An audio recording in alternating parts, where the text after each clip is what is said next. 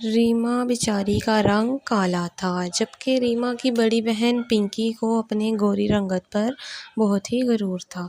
वो सारा दिन बस मेकअप करती रहती और घर का कोई काम नहीं करती और खाना खाती रहती, जबकि रीमा पढ़ाई भी करती और साथ साथ घर के काम भी करती। एक दिन पिंकी अपने दोस्तों के साथ गार्डन में खड़ी बातें कर रही होती है तो रीमा भागी भागी उनके पास आती है और आकर कहती है कि क्या मैं भी आप सबके साथ खेल लूं। जिसे देखकर पिंकी के दोस्त हंसने लगते हैं और कहते हैं कि अरे पिंकी, ये तुम्हारी बहन है, इतनी काली, इतनी बदसूरत।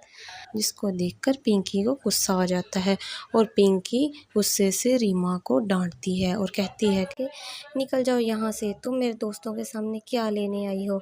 और रीमा की माँ ये देखकर परेशान हो जाती है और रीमा को बहुत बुरा लगता है और वो रोते रोते वहाँ से भाग जाती है।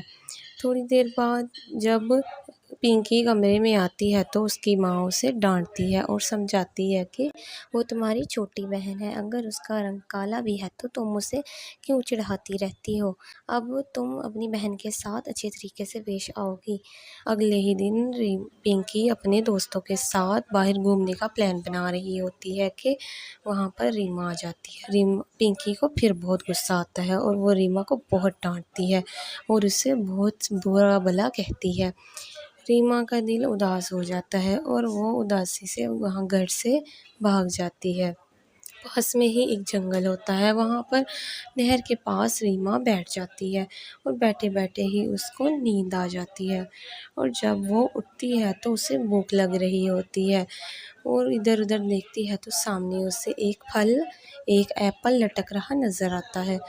वो उस एप्पल को देखकर बहुत खुश होती है और भागी भागी जाकर एप्पल को तोड़ती है और एप्पल को खा लेती है। दरअसल वो जादुई एप्पल होता है।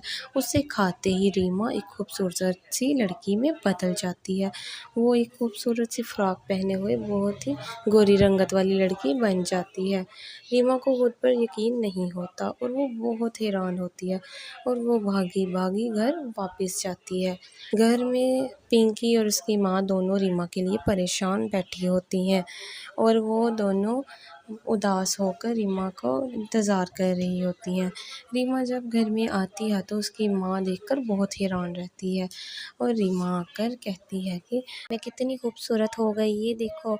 तो उसकी माँ कहती है कि बेटा वाह, तुम तो बहुत खूबसूरत हो गई, लेकिन तुम गई कहाँ थी और ये सब कैसे हुआ।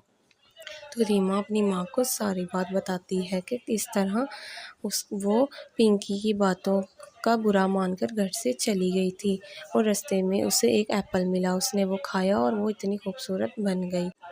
ये सब सुनकर पिंकी को बहुत ही शर्मिंदगी होती है और वो अपनी बहन से माफ़ी मांगती है और कहती है कि मुझे माफ़ कर दो, तुम मेरी वजह से घर छोड़कर चली गई थी, आइंदा मैं ऐसा नहीं करूँगी। तो रीमा उसको माफ़ कर देती है और फिर वो दोनों बहनें एक दूसरे के साथ खेलना शुरू कर देती हैं और एक दूसरे के साथ खुशी खुशी रहती हैं। आपको हमारी कहानी कैसी लगी कमेंट सेक्शन में ज़रूर बताइए और चैनल को सब्सक्राइब और वीडियो को लाइक कीजिए। काली रंगत होना कोई बुरी बात तो नहीं, तो फिर क्यों लोग मेरा मजाक उड़ाते हैं। मुझे हमेशा काले रंग की कहकर ही क्यों पुकारते हैं। ऐसी बातें कहकर पिंकी रोना शुरू कर देती है और अगले दिन जब वो स्कूल जाती है तो लड़कियां फिर उसका मजाक उड़ाती हैं। ये देखो, काले रंग की आ गई, काले रंग वाली, इसे तो कितनी बदसूरत लगती है, हम देखो कितनी खूबसूरत है, इसे तो चलना भी नहीं आता, हा हा हा हा। पिंकी उदास होकर वहाँ से चली जाती है। पिंकी तैयार हो रही होती है क्योंकि उस दिन उसका रिश्ता देखने आए होते हैं। पिंकी मुंह पर मेकअप लगाती है लेकिन उससे कुछ फ़र्क नहीं पड़ता। पिंकी की माँ रिश्ता देखने वाली को बातें कर रही होती है और उसको चाय पिला रही होती है। जब वहाँ पिंकी आती है तो रिश्ते वाली आंटी को गुस्सा आ जाता है और वो देखकर कहती है कि हाँ हाँ, ये है तुम्हारी बेटी, इतने काले रंग की, मुझे तो बिल्कुल भी नहीं पसंद, इतना काला रंग होता है भला। और वो गुस्से से वहाँ से चली जाती है। पिंकी और उसकी माँ दोनों उदास हो जाती हैं। पिंकी बाहर भाग जाती है और वहाँ पर एक दरख्त पर बैठकर रोने लग जाती है और रोते रोते कहती है कि हमेशा लोग मेरा मजाक उड़ाते हैं और मुझे काले रंग की कहकर बुलाते हैं। तो दरख्त से आवाज़ आती है कि पिंकी बेटा क्यों रो रही हो?